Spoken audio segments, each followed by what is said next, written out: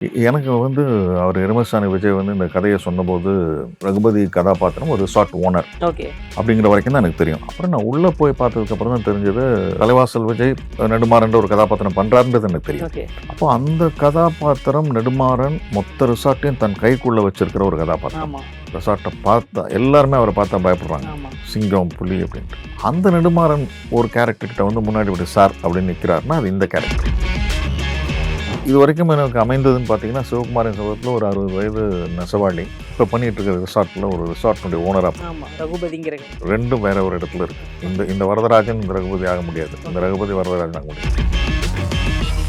என்ன யாராவது ஆடிஷனுக்கு கூப்பிட்டாங்கன்னா கேரக்டருக்கு நான் எல்லா இடத்துக்கும் போயிருக்கேன். அதில் நிறைய இடங்கள் நான் செலக்ட் ஆகாமல் இருந்திருக்கேன். நான் செலக்ட் ஆகாமல் இருந்தால் அந்த கதாபாத்திரத்துக்கு வேற ஒருத்தர் நடித்து நான் அதை திரையில் பார்த்துருக்கேன். உங்களுக்கு உதாரணத்தோடு சொல்லணும்னா டூரிஸ்ட் ஃபேமிலின்னு ஒரு படம் வந்தது. நான் போய் ஆடிஷன் பண்ண நல்லா இருக்குன்னு நாங்கள் சொல்கிறோம் அப்படின்னாங்க. நான் வந்துட்டேன். அதுக்கு பிறகு ஒரு வாரம் கழித்து நானும் குமரவேலும் என் தம்பி ஒரே வீட்டில் தான் இருக்கும். ஒரு வாரம் கழித்து அந்த யூனிட்லேருந்து ஒரு அசிஸ்டன்ட் டேரக்டர் என் வீட்டு வாசலில் நின்றுட்டு இருந்தார். நான் அவரை பார்த்தோன்னே அவர் என்ன தான் பார்க்க வந்தார்னு நினச்சேன். கண்ணாடி கதவை திறந்தோன்னே வாங்க அது வந்துடுறேன் அப்படின்னா, சார் நீங்கள் எங்கே சார் இங்கேன்னு அவர் என்ன கேட்டார். என் வீடு தான் பார்க்க சார், நாங்கள் குமரவேல் சாரை பார்க்க வந்தோம். அப்படியா அப்படின்னு. அதே கேரக்டரா அப்படின்னா, ஆமாம் சார். அவர் ஆதி அந்த ஹிப்ஹாப் நிகழ்ச்சிகள் எல்லாம் கல்லூரிகளில் பண்ணிக்கிட்டு இருந்தபோது நான் அவரை கூப்பிட்டு மியூசிக் அகாடமியில் நான் ப்ரோக்ராம் கொடுத்தேன். 60 நான் வந்து அறிமுகமாகிருக்கேன் சினிமாவில். இன்னும் எத்தனை வருஷம் நான் நடிக்க போகிறேன் தெரியல, உடல் ஒத்துழைக்கிற வரைக்கும். சரி, ஒரு குறைந்தபட்சம் ஒரு 10 வருஷம் அந்த வயதுக்கு ஏற்ற கதாபாத்திரம். இந்த 10 வருஷத்தில் நான் எவ்வளோ படம் நடிக்கிறேன் அப்படின்னு முக்கியமாக, இல்லை எவ்வளோ நல்ல படம் நடிக்கிறேன்றது முக்கியமாக. ஆச்சி மசாலா எந்த சமையலும் ருசி தேடும் ரகசியம் 20 ரூபாய். குமுதம் நேயர்கள் அனைவருக்கும் வணக்கம். இன்னைக்கு நம்ம கூட சிவகுமார் சபதம், ஆண் பாவம் பொல்லாதது, இப்போ ரெசார்ட்ல வந்து கலக்கிட்டு இருக்கிற ஆக்டர் இளங்கோ குமரன் சார் தான் இருக்காரு. வணக்கம் சார். வணக்கம். எப்படி இருக்கீங்க? நல்லா இருக்கு சார். நீங்க வந்து பல வருஷமா மீடியா இண்டஸ்ட்ரியில இருந்தாலுமே இப்போ சில சமீப காலமாக தான் வந்து உங்களை திரைப்படங்களை வந்து பார்த்துட்டு இருக்கிறோம். ஸோ அதை பத்தி பேசலாம். எப்படி வந்து இந்த மீடியாக்குள்ள வந்தீங்க, முதல் படம், அந்த வாய்ப்பு, அதை பத்தி சொல்லுங்க. சினிமாக்குள்ள 2021ஆம் ஆண்டு ஹிப்ஹாப் ஆதி என்ன சிவகுமாரின் சபதம் அப்படிங்கிற படத்தில் அறிமுகப்படுத்தினார். ஒரு முழுநீள கதாபாத்திரத்தில் என்னை அறிமுகப்படுத்தினார். அவர் எனக்கு தொலைபேசியில் கூப்பிட்டு இந்த கதாபாத்திரத்தை பற்றி சொன்னபோது நான் கொஞ்சம் தயங்கினேன். ஏன்னா முதல் படம் எனக்கு நான் தேட்டர் ஆர்டிஸ்ட்டு, சினிமா எனக்கு புதுசு. இன்னொன்று அந்த படத்துக்கு அவர் ப்ரொடியூசரும் கூட. அதனால் நானே அவருக்கு சொன்னேன், நீங்கள் இந்த ரிஸ்க் எடுக்காதீங்க, நான் வேண்டாம், வேறு யாராவது பெரிய நடிகர்களை வச்சு பண்ணுங்கள், ராஜ்கரன் மாதிரி ஒருத்தர் வச்சு பண்ணுங்கள். ஏன்னா அது படம் முழுக்க வரக்கூடிய ஒரு கதாபாத்திரம். ஓகே. அதில் நீங்கள் என்ன போட்டு நாளைக்கு ஏதாவது பிரச்சனை வந்துருச்சுன்னா அது எனக்கு மனசு கஷ்டமாக இருக்கும். அதனால் நீங்கள் யோசிங்கன்னு சொன்னேன். ஓகே. இல்லை, அப்போ அவர் சொன்னார், இல்லை ராஜ்கிரண் சார்லாம் ஏற்கனவே தாத்தாவை பண்ணிட்டார், எனக்கு ஒரு புது நபர் வேணும். ஏன்னா படம் முழுக்க ட்ராவல் பண்ணுற கேரக்டர். இன்டர்வலுக்கு அப்புறம் எல்லா சீன்லேயும் இருப்பேன். இன்டர்வல் படம் ஆரம்பிச்சுன்னு ஒரு 15 நிமிடம், 45 வயது, அப்புறம் 60 வயது, மிக முழுநீள கதாபாத்திரம். இல்லை எனக்கு நீங்கள் தான் வேணும், நான் உங்களை வச்சு தான் அந்த மனசில் வச்சுருந்தேன், அப்படி தான் நான் எழுதினேன். ஏன்னா எனக்கு வந்து ஒரு காஞ்சிபுரத்தில் ஒரு வயசான நெசவாளி, 60 வயது நெசவாளி ஒருத்தர் வேணும் எனக்கு. அவர் வந்து இது வரைக்கும் சினிமா ரசிகர்கள் பார்க்காத முகமாக இருக்கணும். ஆனால் இந்த முழுநிலை கதாபாத்திரத்தை தாங்கிறதுக்குரிய திறன் இருக்கணும். இதெல்லாம் வச்சு தான் நான் வந்து முடிவு பண்ணி உங்களை கூப்பிட்றேன் அப்படின்னாரு. அப்புறம் நான் போனேன். ஒரு 2 நாள் ஷூட்டுக்குள்ளேயே அவருக்கு முடிவு பண்ணிக்கிட்டார், இதுதான் தன்னுடைய தாத்தா அப்படின்ட்டு. என்னாலையும் அந்த ஊடகத்துக்குள்ளே என்னாலையும் நுழைய முடிந்தது. ஏன்னா இது வேறு, நான் நாடகம்ங்கிறது வேறு, நாடக நடிப்புங்கிறது வேறு, சினிமா நடிப்புங்கிறது வேறு. நடிப்புன்னா நடிப்பு ஒன்று தான், அந்த அளவுகோல் வேறு. அந்த அளவுகோலை சரியாக புரிஞ்சுக்கிட்டோன்னா அந்த ஊடகம் மிகச்சரியாக இருக்கும். அதை என்னால் புரிஞ்சுக்க முடியுது. அந்த ஒரு 2-3 நாளுக்குள்ளே நான் அந்த மீட்டர்னு சொல்லக்கூடிய அந்த இடத்த கரெக்டாக பிடிச்சிட்டதுனால அதுக்கப்புறம் அந்த வரதராஜன் கதாபாத்திரத்துக்குள்ளே என்னால் போக முடிஞ்சது. அது மட்டும் இல்லாமல் சார், மெயின் எந்த விஷயம் கேட்கணும், யங்ஸ்டர்ஸ் கூடயே நீங்கள் ட்ராவல் பண்ணிகிட்டு இருக்கீங்க. இப்போது பிளாக் ஷீப் டீம் இருக்காங்களே சார், விக்னேஷ் அவர்கள், ரியோராஜ் அவர்கள், ஹிப்ஹாப் ஆதி அவர்கள், இந்த கேங்குக்குள்ளே நீங்கள் எப்படி அடாப்ட் ஆனீங்க? எப்படி உங்களை இப்போது ஹிப்ஹாப் தமிழா அவர் தான் வந்து உங்களை இன்ட்ரடியூஸ் பண்ணார். அதுக்கப்புறமா தொடர்ந்து இவங்க கூடயே ஒரு பயணம் இருக்கு இல்லையா? இப்போது எருமசாணி விஜய் அவர் கூட ஹிப்ஹாப் தமிழா அந்த படத்துலலாம் இருந்தவர் தான். நட்பே துணை படத்துலையும் அவர் முக்கியமான ஒரு ரோல் பண்ணியிருப்பார். ஸோ இவங்க கூட இந்த எப்படி இது சொல்கிறது, இந்த வைப் எப்படி நீங்கள் செட் ஆகிருக்கு உங்களுக்கு? அந்த வயது கடந்து தானே நாங்கள் இந்த வயதுக்கு வந்திருக்கோம். ஓகே. ஸோ அந்த வயது எப்படி இருக்குன்னு தெரியும். ஓகே. இன்னொன்று எல்லாருமே இப்போ நீங்கள் சொன்ன எல்லாருமே என்னுடைய மகனுக்கு தெரிந்தவர். 2வது மகன் சினிமா துறையில் தான் இருக்கார், வந்துட்டு இருக்காரு, படம் பண்ண போகிறாரு. அவருடைய நண்பர்கள் எல்லாமே. பரதன்னு பேர். அப்போது அவர் இப்போ பாதிக்கிட்ட 2 படம் ஒர்க் பண்ணார், மீசைய முறுக்கு, நட்பே துணை. ஆனால் அதுக்கு முன்னாடி எனக்கு ஆதியை தெரியும். நான் தான் ஆதியை அவருக்கு அறிமுகப்படுத்தினேன். அது எனக்கு தெரியும். அவர் ஆதி அந்த ஹிப்ஹாப் நிகழ்ச்சிகள் எல்லாம் கல்லூரிகளில் பண்ணிக்கிட்டு இருந்தபோது நான் அவரை கூப்பிட்டு மியூசிக் அகாடமியில் நான் ப்ரோக்ராம் கொடுத்தேன். ஓகே ஒரு 2 வருஷம் நான் அவருக்கு ப்ரோக்ராம் கொடுத்தேன். ஓகே. அதுக்கப்புறம் அவர் ஆம்பளை படம் வந்துச்சு, பிஸி ஆகிட்டார். அதுலேருந்து எனக்கு ஒரு தொடர்பு உண்டு. அப்பப்போ பேசிப்பேன். ஆதி அவர்களுடைய ஸ்டார்டிங் டைம்லயே நீங்க ஸ்டார்டிங் டைம் ஓகே சூப்பர் படத்துக்கு வரதுக்கு முன்னாடி. ஓகே ஓகே அதுக்கப்புறம் தொலைபேசியில் பேசிப்போம், அவ்வளோதான். ஓகே நான் பார்க்குறதெல்லாம் இல்லை, ஆனால் பேசிப்போம். அப்போ நான் சில நல்ல இளைஞர்களுக்கான நல்ல நிகழ்ச்சிகள் இருந்தால் அதுக்கு ஆதியை கூப்பிடுவேன். ஏன்னா அவர் பின்னாடி ஒரு பெரிய இளைஞர் பட்டாளம் இருக்குது. கண்டிப்பா இப்போ நான் 1 மணி நேரம் பேசுறதை விட ஒரு 2 நிமிஷம் பேசினா போதும், போய் சேர்ந்துரும். அந்த மாதிரி நான் விஷயங்களுக்கு கூப்பிடுவேன். அவரும் வந்து நேரம் இருந்தால் ஒழுக்க இருப்பார், இல்லாட்டி குத்தவளுக்கு ஏற்று வச்சுட்டு போவார். அந்த மாதிரி அப்படி தான் அந்த படம் எனக்கு ஆதியினோட படம் வாய்ப்பு வந்தது. நான் அந்த படம் நடித்த போது எனக்கு வந்து 60 வயது. அந்த Okay. படத்தை ஆரம்பிக்கும் போது எனக்கு 60 வயதுன்னு வச்சுக்கோங்க. 60 வயதில் தான் நான் சினிமாக்குள்ளே அறிமுகமானேன். அதற்கு பிறகு வந்து எனக்கு தொடர்ந்து நான் சினிமாவே என்னுடைய தொழிலாக எடுத்துக்கிறதா அப்படின்னு எனக்கு ஒரு கேள்வி இருந்தது. ஏன்னா நான் இப்போ வேற ஒரு பிஸ்னஸ் வியாபாரத்தில் இருக்கோம், வணிகத்தில் இருக்கோம். என்னுடைய நேரம் அதுக்கு அதிகமாக தேவைப்படுது. ஓகே அதனால் முழுமையாக என்னால் சினிமாவை எடுத்துக்க முடியல. நான் இந்த படம் வந்த உடனே நான் ஒரு ஒரு நேர்முகத்தில் சொன்னேன். நான் கேட்டாங்க என்ன. அப்போ நான் சொன்னேன், இல்லை என்னால் அதை செய்ய முடியாது. ஏன்னா இப்போ 60ல் நான் வந்து அறிமுகமாகிருக்கேன் சினிமாவில். இன்னும் எத்தனை வருஷம் நான் நடிக்க போகிறேன் ஓகே தெரியல, உடல் ஒத்துழைக்கிற வரைக்கும். சரி, ஒரு குறைந்தபட்சம் ஒரு 10 வருஷம் அந்த வயதுக்கு ஏற்ற கதாபாத்திரங்கள். இந்த 10 வருஷத்தில் நான் எவ்வளோ படம் நடிக்கிறேன் அப்படின்னு முக்கியமா, இல்லை எவ்வளோ நல்ல படம் நடிக்கிறேன்றது முக்கியமா அப்படின்னு என் முன்னாடி ஒரு கேள்வி. அப்போ நான் வந்து எண்ணிக்கையை விட தரம் தான் முக்கியம் முடிவு பண்ணேன். ஸோ நல்ல படங்களாக இருந்தால் பண்ணுவோம் அப்படின்ட்டு. அதனால் நான் சிவகுமாரின் சபதத்துக்கு அப்புறம் நான் வந்து யாரையும் ஒரு மேனேஜர் மாதிரி வச்சுக்கிட்டு வாய்ப்புகள் தேடி நான் எங்கேயும் போகல. இன்னி வரைக்கும் இந்த ரிசார்ட் வரைக்கும் என்னை தேடி வந்த வாய்ப்புகளை தான் நான் பண்ணிகிட்ருக்கேன். ஓகே அதுலேயும் நான் தேர்ந்தெடுத்து பண்ணுறேன். குறிப்பாக சில கதாபாத்திரங்கள், நல்ல கதாபாத்திரங்கள் இந்த மாதிரி. இது வரைக்கும் எனக்கு அமைந்ததுன்னு பார்த்தீங்கன்னா, சிவகுமாரின் சபதத்தில் ஒரு 60 வயது நெசவாளி, ஒரு ஏழ்மையான நெசவாளி. இப்போ பண்ணிகிட்டு இருக்கிற ரிசார்ட்டில் ஒரு ரிசார்ட்டினுடைய ஓனராக. ஆமா ரகுபதிங்கிற ஒரு ரெண்டும் வேற ஒரு இடத்துல இருக்குது. இந்த வரதராஜன் இந்த ரகுபதி ஆக முடியாது, இந்த ரகுபதி வரதராஜன் ஆக முடியாது. இந்த 2 கதாபாத்திரங்களையும் முழுமையாக வாழ முடிந்தது ஒரு மகிழ்ச்சி, ஒரு சந்தோஷம். ஆனால் இதுக்கு நடுவில் நான் தேடி போலியே தவிர, என்னை தொலைபேசியில் அழைத்தோ அல்லது நேராக வந்து கேட்டோ என்னை ஆடிஷனுக்கு வர சொன்ன எல்லா இடத்துக்கும் நான் போயிருக்கேன். ஓகே என்னை யாராவது ஆடிஷனுக்கு கூப்பிட்டாங்கன்னா கேரக்டருக்கு, நான் எல்லா இடத்துக்கும் போயிருக்கேன். அதில் நிறைய இடங்கள் நான் செலக்ட் ஆகாமல் இருந்திருக்கேன். ஓகே நான் செலக்ட் ஆகாமல் இருந்தால் அந்த கதாபாத்திரத்துக்கு வேற ஒருத்தர் நடித்து நான் அதை திரையில் பார்த்துருக்கேன். ஓகே உங்களுக்கு உதாரணத்தோடு சொல்லணும்னா, டூரிஸ்ட் ஃபேமிலின்னு ஒரு படம் வந்தது. ஆமா அந்த படத்தில் என்னுடைய சகோதரர் இளங்கோ குமரி ஒரு கதாபாத்திரம் பண்ணியிருப்பார். அந்த கதாபாத்திரத்துக்கு நான் ஆடிஷன் போனேன்.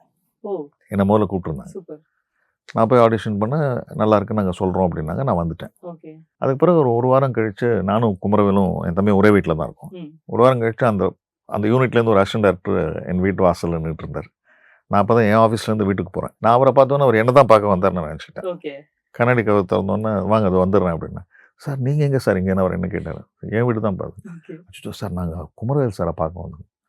அப்படியா அப்படின்னா, அதே கேரக்டரா அப்படின்னா, ஆமாம் சார். செம்ம இன்ட்ரெஸ்டிங்கான சிச்சுவேஷனா இருக்கு. ஆமாம் சார் அப்படின்னாரு. வெரி குட் அப்படின்னு.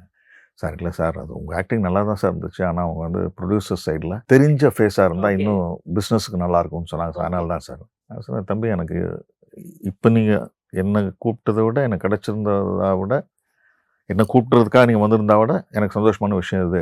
பட் ஒரு விஷயம் கவனிச்சிக்கலாம், அந்த கேரக்டர் பண்ணுறதுக்கு ஒன்று அண்ணன் இல்லைன்னா தம்பி அப்படிங்கிற நிலைமையில வந்துருப்பாருங்க. அது எனக்கு ரொம்ப சந்தோஷம் Okay. அப்படின்னு. அப்புறம் குமரவேல் அதை பண்ணார். Okay super. நான் இது எதுக்காக சொல்கிறேன்னா, நான் தேடி போலையே தவிர என்னை தேடி ஆடிஷனுக்குன்னு ஒரு கால் வந்தால் நான் போய் அட்டன் பண்ணுறேன். ஓகே அதில் ஜெயிக்கிறோமா தோக்குறோமாங்கிறது வேறு. அதற்கும் ஒரு ஆடிஷனில் நம்ம வந்து ஜெயிச்சிட்டா நம்ம மிகப்பெரிய நடிகர், அதில் நம்ம எடுக்கலைன்னா நம்ம நடிகர் இல்லைன்னு அர்த்தம் கிடையாது. நல்ல கிஸ்டர் அது. ஏன்னா அந்த கதாபாத்திரத்துக்கு இந்த நடிகரை தேர்ந்தெடுக்கலாம்ங்கிற உரிமை வந்து இயக்குனருக்கு தான் இருக்குது. அந்த இயக்குனர் முடிவு தான். ஏன்னா அவருடைய பார்வையில் உருவான கதாபாத்திரம் அது.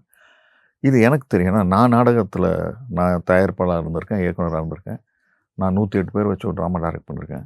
என் நாடகத்துக்கு ஒரு கதாபாத்திரத்துக்கு ஒருத்தர் வேணும் அப்படின்னு சொன்னால், என் பிள்ளையே அதை நடிக்கணும்னு ஆசைப்பட்டால் கூட அந்த கதாபாத்திரத்துக்கு பொருந்தினா தான் நான் எடுத்துப்பேன். ஓகே ஸோ இட்ஸ் டேரக்டர்ஸ் கால். அதனால் அதில் எனக்கு மிகப்பெரிய உடன்பாடு உண்டு.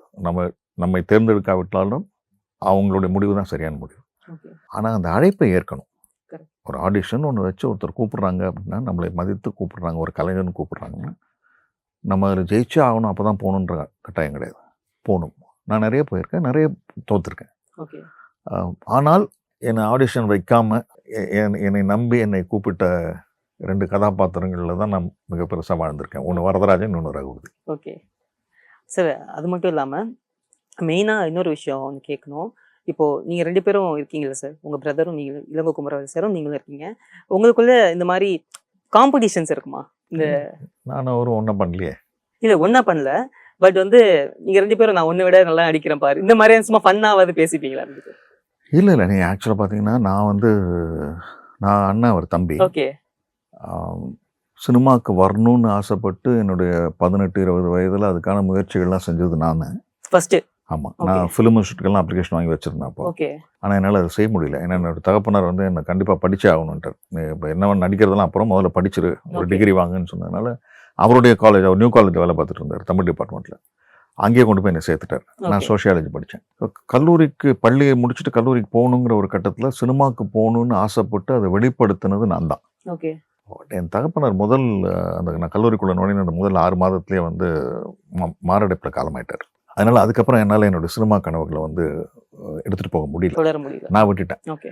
அதனால் நான் டிகிரி படித்து முடிச்சோன்னா நான் வேலைக்கு போயிட்டேன். இந்த வேலையும் ஆல் இண்டியா ரேடியோவில் தான் போனேன். அதுவும் கலை தொடர்பான வேலை தான். அதில் போனேன். என்னோடய தாயார்லாம் ஒர்க் பண்ணிட்டு இருந்தாங்க. நான் சின்ன வயசுலேருந்து ஆல் இண்டியா ரேடியோட எனக்கு தொடர்பு இருந்தது. அப்புறம் என் தம்பி வந்து டிகிரி முடித்ததுக்கப்புறம், அவரும் நியூ காலேஜ் ஸ்டூடெண்ட் தான். டிகிரி முடித்ததுக்கப்புறம் அவர் வந்து எம்ஏ ட்ராமா பண்ணார். ஓகே. பாண்டிச்சேரியில் அப்போ தான் எம்ஏவை இன்ட்ரடியூஸ் பண்ணுறாங்க ட்ராமா. அவர் போய் ட்ராமா படித்தார். அப்போ அவர் முடிவு பண்ணிட்டார், எம்ஏ நம்ம ட்ராமா பண்ணிட்டோம், அதனால் இனிமேல் நம்ம இந்த துறைக்கே போயிடுவோம் அப்படின்ட்டு. அவர் எம்ஏ முடிச்சோன்னே வேறு எதுவும் வேலைக்கு போகல. அவர் நேராக வந்து கூத்துப்பட்டுறையில் ஜாயின் பண்ணார். அப்போ கூத்துப்பட்டுறையில் வந்து நாமுத்துசாமி இருந்தாங்க. குமரவேல் கூட தான் இவங்க எல்லாம், பசுபதி, ஜெயக்குமார், தரமான ஆக்டர்ஸ் இருக்கிற ஒரு 4 பேர் ஒன்றா இருந்தாங்க. அவங்க 4 பேரும் அப்படியே நாசர் அவங்க 4 பேரும் அறிமுகப்படுத்தினார் மாயன் படத்தில். அதான் அவங்களுக்கு முதல் படம். அதுலேருந்து பசுபதி விருமாண்டி வந்தது. பசுபதி கிராஃப் வேறையாக போயிடுச்சு. குமரவேல் கொஞ்சம் ஸ்லோவாக வந்தார். இப்போ குமரவேல் வந்து 20-25 வருஷம் ஆயிடுச்சு. இப்பயுமே அவருடைய கேரக்டர்ஸ் நிறைய படத்தில் வந்து ரொம்பவே முக்கியமாக இருக்கும். நிறைய பேர் வந்து அவருடைய கேரக்டர்ஸ் வச்சு கிளாஸ்லாம் வந்து எடுத்து நான் பார்த்துருக்கேன். அவருடைய படத்தில் உங்களுக்கு ரொம்ப பிடிச்ச திரைப்படம்? எனக்கு ரொம்ப பிடிச்ச படம் வந்து எல்லோரும் சொல்கிறது அபயம் நானும். ஓகே. அபயம் நானும் எனக்கு பிடிக்கும். ஓகே. ஆனால் அதை விட நான் ரொம்ப ரசித்த படம் வந்து குரங்கு பொம்மை. நிதிலன் டைரக்ஷன். அதில் ஒரு ரொம்ப கடினமான ஒரு கதாபாத்திரம். எதற்கு பாரதி ராஜா சார் ரொம்ப நல்லா பண்ணியிருந்தார். நான் அந்த படம் பார்த்துட்டு தான் நான் அவருக்கு வந்து மெசேஜெல்லாம் அனுப்பிச்சேன், தம்பி நீ நடிகண்டா அப்படின்ட்டு. அதுக்கு முன்னாடி அதுக்கு முன்னாடி நான் பார்த்துருக்கேன். எனக்கு தெரியும் குமரவேல் என்ன ஆக்ட் பண்ணுவாங்க. இப்போ நீங்கள் முதல்ல கேட்ட மாதிரி நாங்கள் 2 பேரும் பரஸ்பரம் வந்து ஒருத்தர் பாராட்டிக்கிறது அந்த மாதிரிலாம் இல்லை. ஏன்னா எங்கள் 2 பேருக்குமே தெரியும் நாங்கள் என்ன பண்ணுவோன்ட்டு, எங்களுடைய கேலிபர் என்னன்னு தெரியும். ஏன்னா சின்ன வயசுலேருந்து நாங்கள் நிறைய பண்ணியிருக்கோம். நாங்கள் இந்த வீட்டிலேயே ட்ராமா போடுறது, சின்ன குழந்தைங்களா இருக்கும்போது அந்த வயதுக்குரிய நாடகம். கொஞ்சம் வளர்ந்ததுக்கு பிறகு எங்கள் வீட்டில் தோட்டத்திலே நாங்கள் வந்து மகாபாரதத்தையே நாங்கள் குமரவேல் எழுதி நாங்கள் பெரிய நாடகம். அந்த வயசுலேருந்து கதை ஆர்வம். ஆமாம், அப்பயே நாங்கள் நடிச்சுட்டு தான் இருந்தோம். பெரிய அளவில் ஒரு மகாபாரத நாடகம் பண்ணோம் நாங்கள். குமரவேல் தான் எழுதினார். அவர் அதில் கிருஷ்ணனா அவர் ஆக்ட் பண்ணார். நான் அதில் சஞ்சயன் ஒரு ரோல் பண்ணேன். ஆக்சுவலாக அவர் நல்ல ரைட்டர் சார். நல்ல ரைட்டர். அது வீட்லேயே போனோம். அந்த வீட்லேயே வந்து உங்களுக்கு வந்து மேலே மொட்டை மாடி இருக்கும். அந்த ஜன்னலுக்கு மேலே இருக்கிற அந்த சன்ஷேட்னு சொல்கிற இடத்துல இருந்தெல்லாம் ஒரு 8 அடி இருக்கும். அந்த 8 அடிக்கு மேலேருந்து கீழே குதிப்பாங்க நடிகர்கள். அப்போவே எல்லாம் அந்த கூத்துப்பட்டுறையில் பழக்கப்படுத்தின நடிகர்கள். ரொம்ப பிரம்மாண்டமாக பண்ணுவோம்.